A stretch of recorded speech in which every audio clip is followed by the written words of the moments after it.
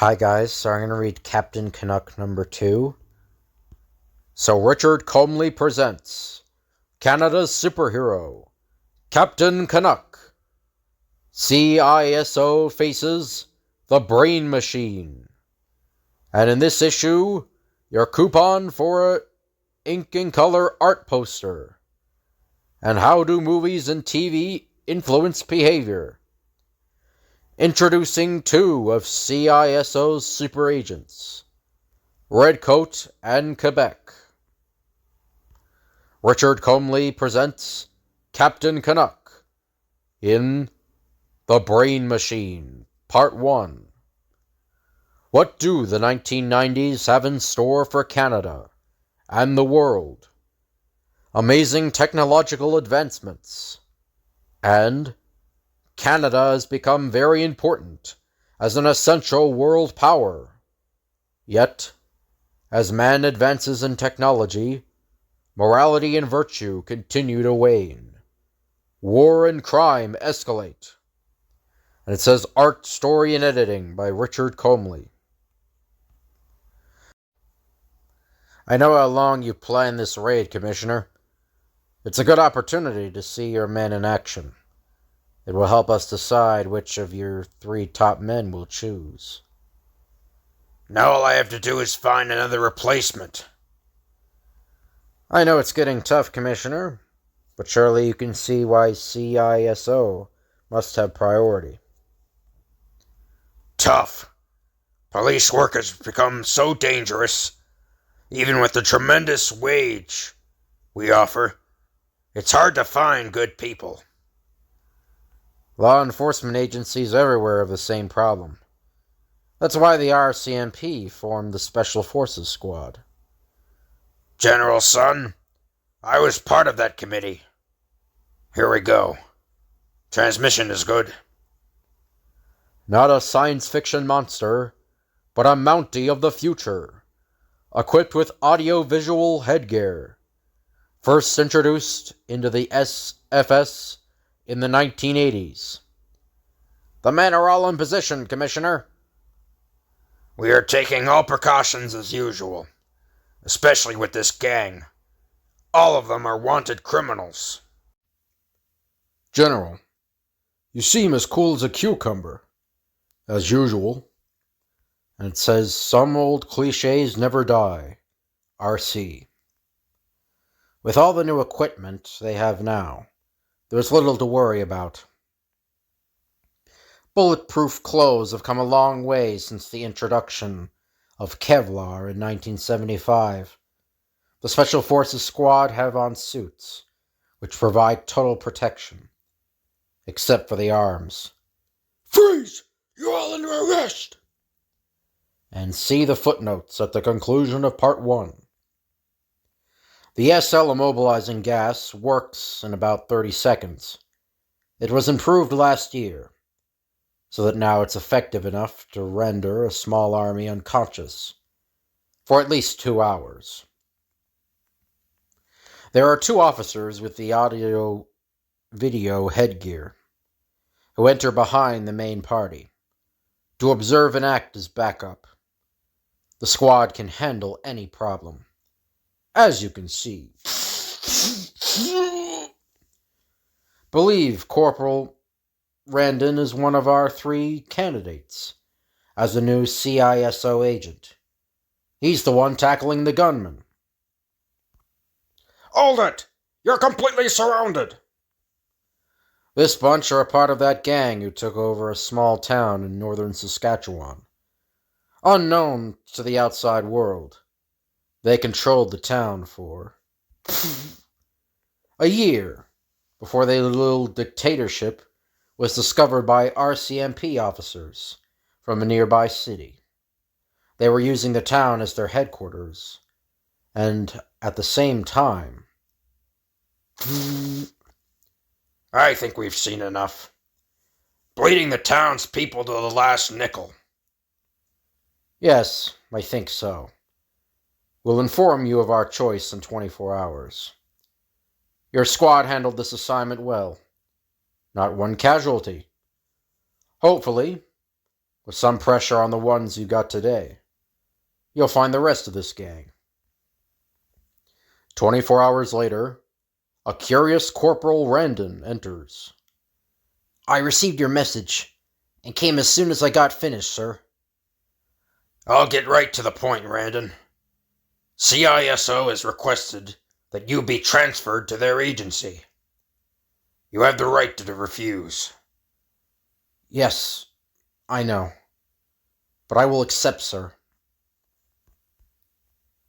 Welcome, Corporal Randon. Good to have you. I've done so much research on you. I feel like I've known you a long time. CISO Intelligence Operations Center. Security Staff Training. It is here that Corporal Randon, soon to be known only by his code name, Redcoat, receives further extensive training. Training that has made Canada's CISO agents, like our famous Mounties, known out throughout the world. Ottawa, the nation's capital, now a scene of world tension. The crisis? Arctic standoff. The invasion attempt of Canada shocked NATO members and the world. The armed force that has made this attempt is an underground group led by a fanatic. Where this revolutionary group obtained the nuclear warheads has become the immediate concern of this foreign minister meeting. Supplying warheads to such a group has caused this almost fatal incident to occur. USSR and China refused to give any statements. And it says the footnotes. Bullet stopper. Armored vests don't have to be bulky if they're made from Kevlar. A new Wonder fabric. This one, at $190, stops bullets and knives. It's part of a new clothing line by J. Caps & Sons. Reston INTL. And Part 2, The Escape. We shipped from the noise-filled meeting room to a long, empty corridor at CISO HQ, and the sound of footsteps. Coming closer, until we recognize a rather tired and pensive General Sun. Any more news from the North Atlantic Council? Still reviewing. This Arctic incident has been a big setback for East-West Detente. Quebec, Redcoat, and I are ready for our final briefing. Okay, let's go inside. Since the Arctic incident, May 8th, we've located their headquarters in South America. Communist radicals from 6 countries united there under the leadership of Marshal Raziro, a maniac. It's here that they built up a small supply of nuclear arms and planned the May 8th invasion. Raziro took over this republic after a military coup in 1985. No one had any idea of Raziro's big plans, UN or NATO. Any CIA were quickly disposed of, and none have gone in since. This is Raziro, 9 years ago. Canadian NATO forces have moved in and taken over their main air base. We know that there are still some of Raziro's agents in the country. One of them is the scientist that built their missiles from the raw components. This man is believed to have been Blue Fox's contact. So I think he was in the last issue, Blue Fox. It's been a while since I read the first issue. But I think he was Captain Canuck's former sidekick. And he went bad. So you can see that in my independent comics playlist, the first issue. But this photo was taken 3 days ago by a Montreal agent. Your assignment is to find and arrest the scientist and any other enemy agents remaining. Quebec will go directly to Montreal. Redcoat will go with Captain Canuck.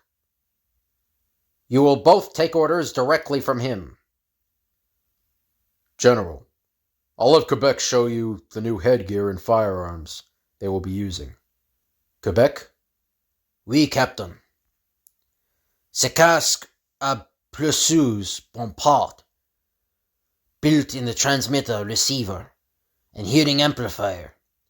The shield is bulletproof and converts to infrared or tint. The microphone and audio controls is in the chin strap. There is a small gas nozzle. It can send SL gas 3 meters, enough to put 5 men out. This is a piece of a stun gun. So sorry about it, my pronunciations are really bad. Ça doit être une arme neutre.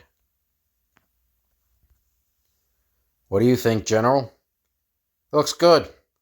Quebec, did you ever think of becoming a salesman? This assignment begins now. You'll receive further instructions at check 0. Have you anything to add before you go, Captain? Just one, General. Permission to have a word of prayer before we start. Permission granted. 90 minutes later, posing as an international jet pilot, Quebec sets out from Ottawa to arrive at Montreal's International Airport, Mirabel, the world's largest airport. At the same time, Captain Canuck and Redcoat fly westward, over the magnificent Rockies.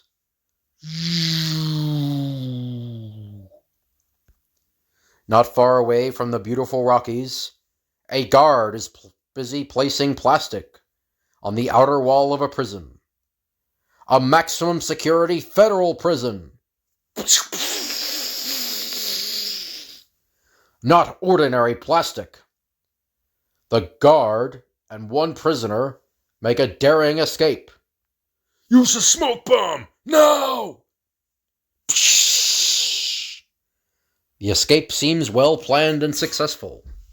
With the use of jetpacks, the two make their way to a second location, where a third man awaits with an ideal machine, a fast, all-terrain vehicle. Captain, Blue Fox has just escaped maximum security. Redcoat, HQ has a relay on the compute tube. Beep, beep. Check. Homing indicate planted on brief frequency 003. Keep constant surveillance. You realize by now that we let Blue Fox escape. Now we follow them to the rest of Rezero's men. After 2 days of surveillance, just as we suspected he'd do, they're heading for Montreal. 3 hours later, at dusk, Redcoat, we're about to take a late night stroll across the rooftops of scenic Montreal. We're about 4 kilometers away from him. We're real close. Only minutes later, 3 men quickly descend into an old subway from a deserted metro station. Quebec will be moving in soon with more agents. Then we go down. We're covering all possible exits now, Redcoat. You can start moving in. 10-4, Quebec. The captain is going down now. How does it look in the way of the enemy sentries? So far, so good. Quebec! It's okay, Redcoat. Just use my stun gun for the first time. Works fine. We may better move fast. He may have sent a warning signal. I'm coming down now. Part 3, The Mind Stealer. There is no warning signal from the unconscious sentry. Yet there is to some a scent of impending danger. In only seconds, CISO's best will be upon them. Professor, you are so absorbed in this invention, you don't see the grave danger we face here. Be patient, Blue Fox. I'm almost finished the last phase on the brain adjunct controls. Don't call me that. You forget? They will have every CISO agent and police force looking for me. They may eventually find this place. When I have finished with my Admix modulator, we will find the solution to all of our problems. Now let me finish my work, so that I can make the final tests. Alert, alert. 3 intruders have passed first barrier. What did I tell you? They must be CISO agents. Captain, wait there! Without a bulletproof suit, you wouldn't last 2 minutes! Suddenly, the old subway becomes... Attention, all agents! Cover the entire subway immediately! They're moving back fast! a raging battlefield. There's the entrance to their hideout. I'll go in first this time, Redcoat. Cover the captain. Watch it, Captain. Unlike us CISO boys, these creeps use lead instead of stun charges. I'm gonna find the professor. Go ahead. I'm sure Redcoat and I can find something to do. The captain boldly kicks in the first store he finds. Don't move. I'll use this if I have to. I'm much too close to completion to be stopped by anyone. Alone, I've done what no other scientist has done. Now, there are more. Silence! Now I'm forced to use my brain machine, even though it's not completely checked. My machine has large nets of miniaturized artificial neurons, which I can admit into my own brain. My comprehension reasoning power will be augmented threefold. It's working! I can solve any problem, even how to destroy you.